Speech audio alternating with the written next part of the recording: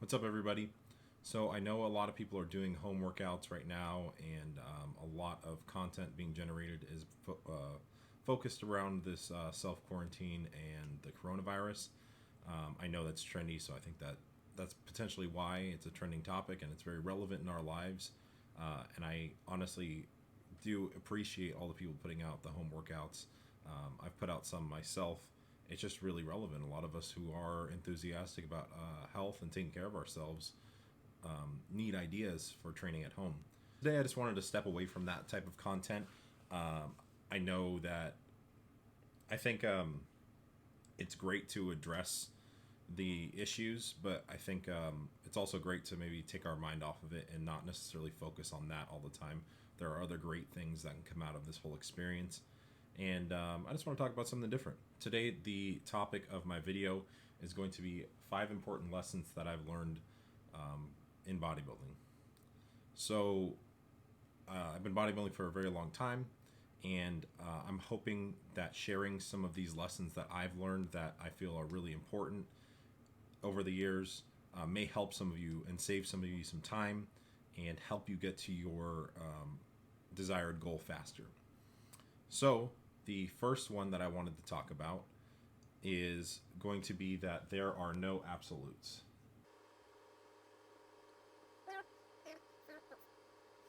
So, what I mean by that, from my experience and my learning in bodybuilding, I've done many different methods. I've done high carb, I've done high carb, low fat, low carb, high fat. I've done really high protein. I've done moderate protein. I've played around with carb cycling.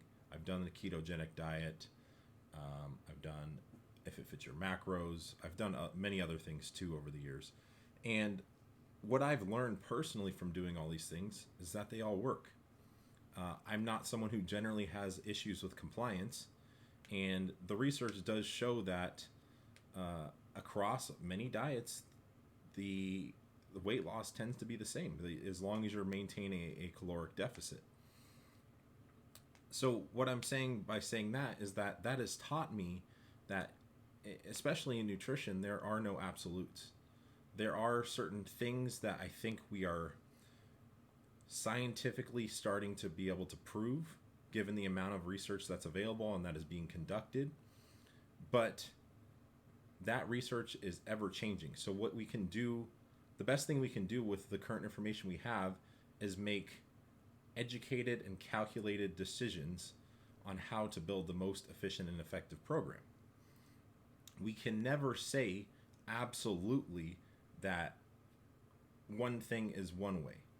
At least I don't believe we are that far in nutrition, in training science, and especially in bodybuilding research, because it's very, very limited on research done on hypermuscular individuals. So there are many ways to the same destination, and as I'll talk about in one of my other points, sustainability definitely comes into play there. But what I just wanted to say is that it's bodybuilding, training, nutrition. There are things that tend to be more effective for larger populations of people, but ultimately it's going to come down to what works for you, what you find sustainable, and it's going to take a lot of experimentation to get there. So if anybody is to ever tell you that there is only one way to get to the destination, I don't believe that they are correct, or you should maybe warrant or listen to their advice. I do believe everybody has something to offer, coaches and mentors and things like that, but take it with a grain of salt if they are saying that this diet is the only way or this training is the absolute best way. There are so many ways to the same destination. People like to cherry pick people like Dorian Yates. Dorian Yates did heavy hit training. He tracked all his lifts. And then there's people like Jay Cutler who just walk in the gym and just do whatever. So you can cherry pick for whoever you want, but there are many ways to the same destination. And a lot of the things that are being employed by the successful population are a lot of the same things. They're just not identifying it correctly, like such as using a correct amount of volume or exerting yourself to a certain amount in regards to trainings, like Dorian Yates or even Jay Cutler. They're employing a lot of the same things. We just see it as differently because the way they explain it and go about it. The second thing that I wanted talk about that I've learned over my years of bodybuilding is it takes a long time. Now, do I believe certain people have maybe the genetic potential to get to their destination quicker? Most definitely. I think some people have better circumstances that allow them to get to their destination quicker. Great example, as a teenager, I looked up to Cody Montgomery. If some of you aren't familiar with Cody Montgomery, who's an extremely successful teenage bodybuilder. And I started bodybuilding when I was 13, him a little bit older, I believe. But he won teen nationals 3 times, which has never been done before, the biggest teenage competition that there is. And I would constantly compare myself to him because I wanted to be at his rate of accelerated growth and be at his level because I wanted that so badly. And I had wanted it at that time for even longer than he was even bodybuilding. But as I got older, I realized that Cody is an extremely hard worker, but he also had a lot of circumstances that allowed him to be able to excel at such a fast rate at such a young age, such as having support from his family and sponsors, something that I didn't have when I started bodybuilding, or the fact that maybe he did have better genetics than I did, and I wasn't accepting that. And that caused me to make some mistakes and try to get to the destination faster that, in my case, needed to take a long time because I needed to learn the proper things and go through the process. But basically, by saying that, all I'm saying is that it takes a long time. I've been doing this for 10 years, and I am now starting to reach a place where I feel like I am making pretty steadfast progress towards the physique goal that I want. It took a lot of years of learning, a lot of years of working with different coaches, and I am still working on getting better, which is another topic I'll talk about in this video. But you got to realize, what is your motive for training in the first place? I've noticed over the years that a lot of people have fallen off. Their motives for training were external, not internal. Meaning that they were training or going on a specific diet because they wanted to look good for maybe women, or they wanted to cover up or mask some emotional issue they weren't dealing with, or just boost their ego altogether. And a lot, I gotta say, probably 90% of those people have fallen off. Very few people that I exercised with 10 years ago still exercise to this day because their motives weren't in the right place. I'm not saying everybody has to be a bodybuilder, but the reason you go to the gym in the first place, I believe, should always be internally motivated. And what I'm saying by saying that is that if you're going to be successful and achieve the physique you want, it's not going to happen in a matter of weeks and probably not months. It's going to take years to achieve the physique you want, and you will constantly be asking for more if your goal is to improve constantly. But what I'm saying is assess your motives when you do start training and what you're trying to get out of it, because you won't be able to hang around for a long time if you don't have the correct motives and the things driving you to train. And then just remember that it does take time and you have to be really patient. There are periods of the year where I don't look at my physique much. I do compare progress photos a lot, but I don't on a day-to-day basis look at my physique because I understand that it takes months to make noticeable changes in my physique. And if I were to look at that every day, I would go crazy. I look at over months or weeks, and then I plan accordingly, execute, and then I reassess a month or two later if what I'm doing is working.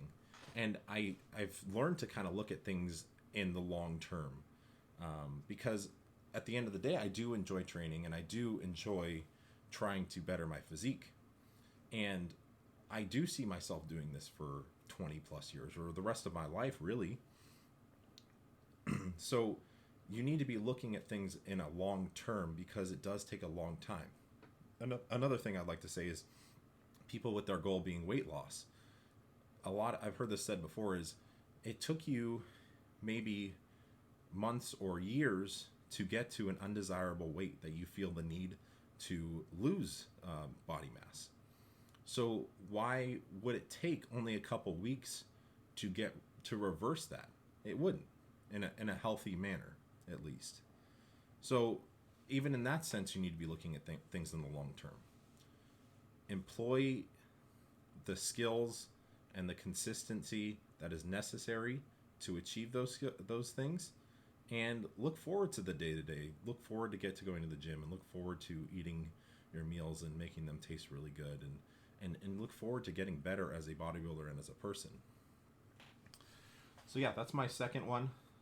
A very important aspect of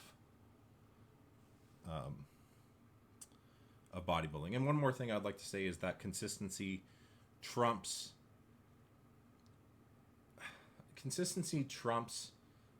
effort. And I say that, when I say that, I mean that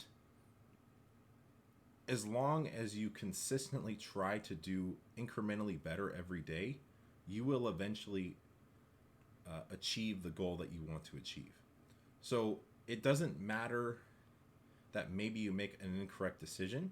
As long as you learn from that decision and you try to do better every day, you will incrementally, make, like, let's say it's not linear. You'll incrementally make, you might go down a little bit, come back up. You incrementally make strides for your progress. So here I'm going up, and then maybe, I messed up, or I did something wrong, or binge ate on my diet. All right, now I'm getting better. And then, here I, messed up a diet again. And then, here I took a couple months off training. But I learned from these experiences, and I'm ultimately getting closer to my ultimate goal.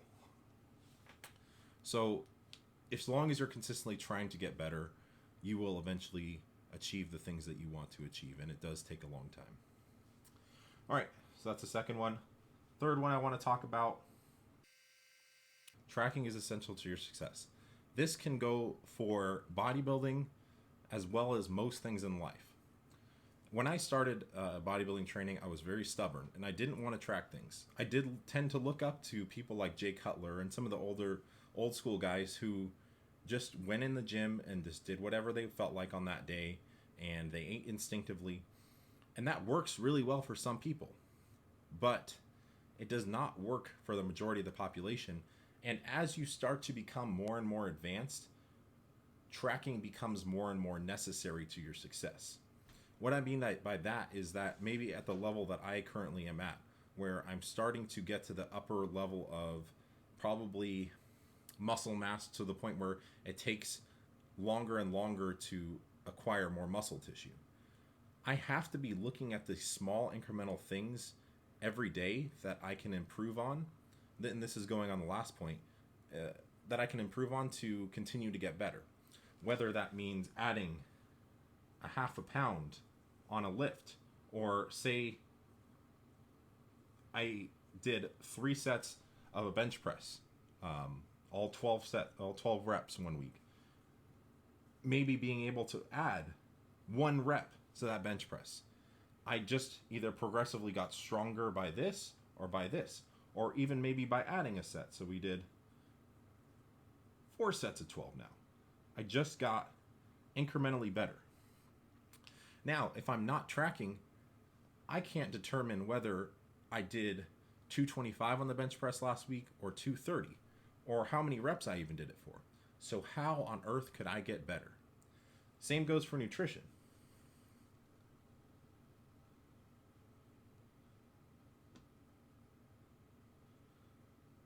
And nutrition can get really complicated because, say I ate 7 ounces of shrimp one night,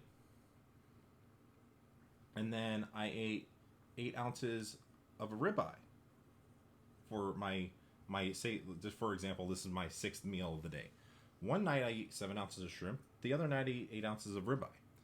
I might not even remember that I ate shrimp on that day, and this has a different fat content, has different micronutrients, and how on earth could I tell that my nutrition plan is working if it's sporadic and the meals change from day to day? I can't. I could be losing weight one day and gaining weight the another day. I could look more full maybe from eating more red meat one day. I could look maybe a little bit less flat and full from eating a shrimp or a white fish another day, or my salt content. It just gets so overly complicated that you need to have things documented. I myself have a checklist every day. I learned this from my coach Stan Efferding. He carries one around in his pocket. I track, at the minimum, my daily steps, especially in a contest prep. I track my diet in an Excel document, including supplements.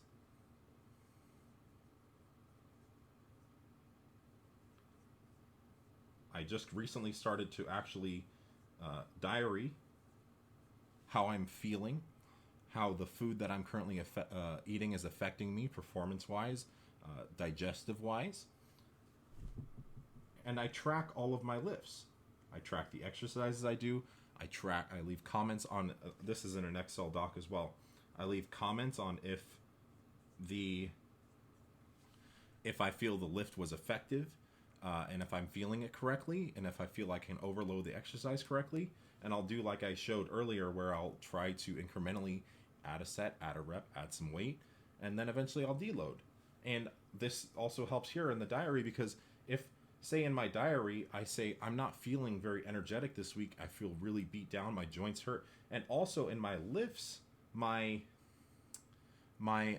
lifts are starting to go down, then it's time for a deload. And I just, instead of extending this out months or even weeks trying to wonder what happened, I was able to use the tracked information to make an educated decision and set me up for further success in the future. So that's where I feel tracking becomes really important. And I think it's important at the beginning too, because it allows you to be motivated by how far you've come. Say you started bench pressing the 10-pound dumbbells for 10 reps when you first started, and 6 months later you're up to 50.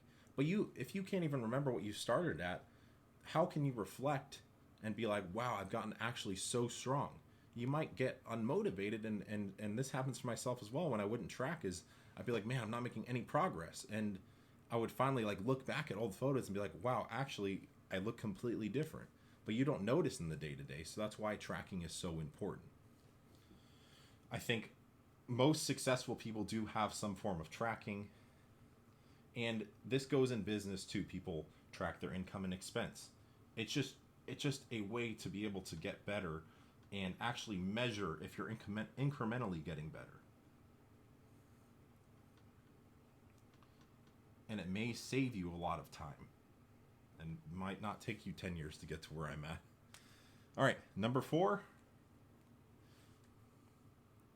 everything has to be progressive. And this is, I'm not going to talk too much about this because I've already talked about it in the last 2 concepts. To be progressive. Now, I'm not saying this works in all circumstances, because I don't believe it does. What I will say is that to be getting better in bodybuilding, you have to, over time, be eating more food. You have to, over time, be increasing your weights. These are the things that we know by these are the things we can conclude by what we do definitively know in bodybuilding.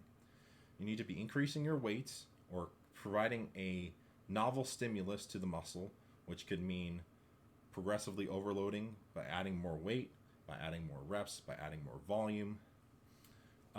You need to be adding more food over time as you acquire more muscle mass, because your protein demands go up, your carbohydrate demands go up, your calorie demands go up as you acquire more tissue on your body. You need to be progressive in things that may not really seem like you can be progressive in, such as getting better at sleeping and your sleeping habits and your sleeping schedule. Progressive in this sense meaning that you are just getting better and practicing better techniques, and slowly getting better at your sleep hygiene, slowly getting better at your execution and training, and slowly getting better at your nutrition. If you're doing this and providing consistent effort over a long period of time, and you are being able to track these things, then you will get to where you want to go, and probably in a faster manner than I have in my bodybuilding journey, because I only started incrementing rule 2, 3, and 4 in the last couple of years, and that is where I've seen the most success in my bodybuilding. So that's enough on that topic, because I did already talk about it. But you always have to be looking at, am I getting better? Am I doing better? And what I meant by saying earlier that this isn't all cases is sometimes you need to take a step back and digress to continue to be progressive. I think it was Dr. Mike Isertel. I was watching a video, and he was talking about this is a very old school mentality of you always have to outwork your opponent. And there are some cases where maybe your opponent is working too hard. What happens if you double time that? You die. So basically and then there's also times where you need to deload from training because you are getting worn out. So this is the one step back to take 2 steps forward concept. But ultimately you are still being progressive in the grand scheme of things. All right, so that's enough on that one. And the last rule or important lesson that I've learned from bodybuilding over the years. So sustainability needs to be a priority. I used to not think this applied to myself because I was trying to be, my goal is always to be a professional bodybuilder, to be the best of the best. And I always thought that I don't need sustainability necessarily. I just need to be harder mentally. I need to be tough. I need to be tougher than anybody else. But come to find out, after doing years of yo-yo dieting and having eating disorders and some successful preps, but some unsuccessful preps, is that the key thing for my success has been sustainability. Sorry, that's kind of crooked, but what I mean by this is that a lot of the time I embark on a diet or a training regimen, I pick it because I believe the harder I worked and the more I suffered, the better I was going to look and the better the outcome. Come to find out years later that that isn't always the case. Now, in bodybuilding, there are going to be times where it seems unsustainable. Like myself right now, I'm pretty close to a show, and I understand the last 4 to 6 weeks may feel unsustainable at times because of the ultimate restriction it takes to get to that last level of lower body fat. In the grand scheme of things, the way I've decided to start to program my diets and my training is with sustainability in mind. Because at the end of the day, even if you are trying to be a successful athlete, you are a human. And one thing I've learned from Dr. Mike Isertel, I really love a lot of his work, is that he says willpower is an exhaustible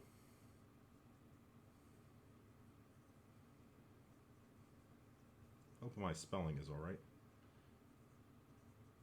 Resource.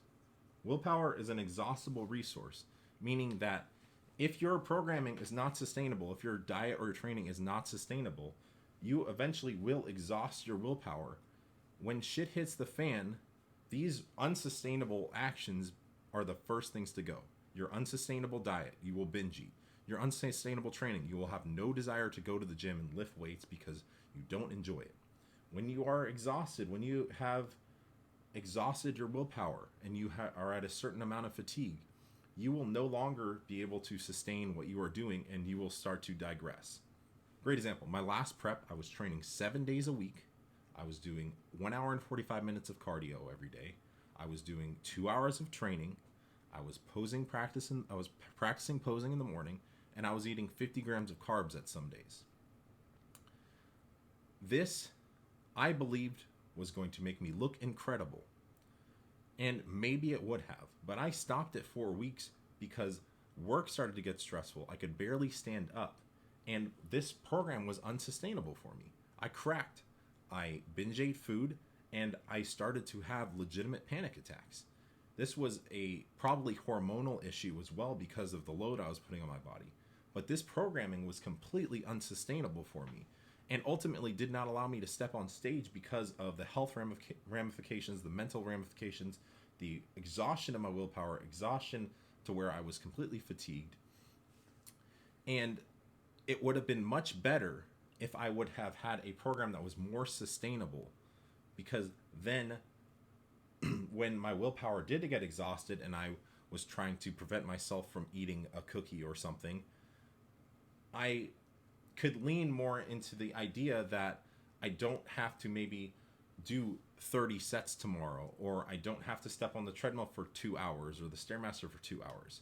I can realize that what my programming is actually isn't that bad, and I can take a step back and breathe and realize that I'm not suffering doing all these things. This diet isn't that hard, or things like that. So anyway, basically, you just need to when you are making decisions based on your diet and your training, a great question to ask when trying to find if something's sustainable is, could I do this program, could I do this nutrition plan or diet for 2 years? If you cannot foresee yourself doing that for 2 years, then most likely you shouldn't be doing it. And obviously there are exceptions. There are preparations for different types of competitions and sporting events that are very exhausting towards the tail end of preparation. But in the grand scheme of things, like when I'm programming my off-season program or I'm doing some of my contest dieting, is there some form of sustainability so that when my willpower is exhausted, when I am personally exhausted, can I keep up with what I'm currently doing, or is shit going to hit the fan and I binge on my diet and I stop going to the gym and I start messing up my sleep? So anyway, I hope this video helped you all out. I wanted to talk a little bit about, switch gears and talk a little bit about something different. And, please share with me things you have learned from your experiences with bodybuilding training and nutrition and fitness. I would love to hear them. But I really hope that you can take something away from my experiences, and that'll help you to get to your goals faster and in a more effective manner. Feel free to contact me. My email for coaching and apparel is down in the description below. I can send you lookbooks of any of my apparel, and subscribe and like the video as well. I would love to grow this channel. So anyway, thank you all for watching. I'll have another video at you soon. Peace out.